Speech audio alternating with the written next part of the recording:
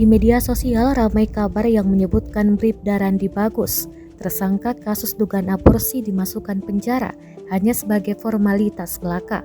Kabar itu dibagikan oleh sejumlah akun Facebook.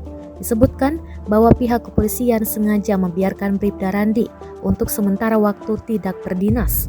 Oknum polisi tersebut dikabarkan akan berdinas kembali setelah berita-berita yang menyangkut dirinya mulai mereda dan hilang.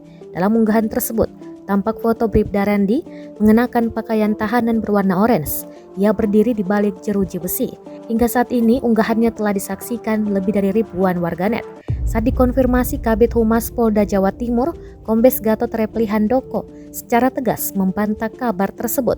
Gatot mengatakan pihaknya bekerja secara profesional dan tidak main-main dalam menuntaskan kasus dugaan aborsi itu.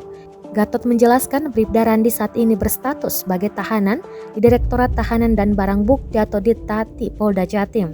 Ditanya terkait hukuman yang akan diberikan kepada Bribda Randi, Gatot memastikan bahwa yang bersangkutan dikenakan ancaman maksimal untuk kode etiknya. Selain kode etik, Bribda Randi juga akan dijerat pidana. Update kasus hingga saat ini, sambung Gatot, penyidik dan Direktorat Reserse Kriminal Umum Polda Jatim masih melengkapi berkas penyidikannya. Selain itu, beberapa saksi juga sudah diambil keterangannya.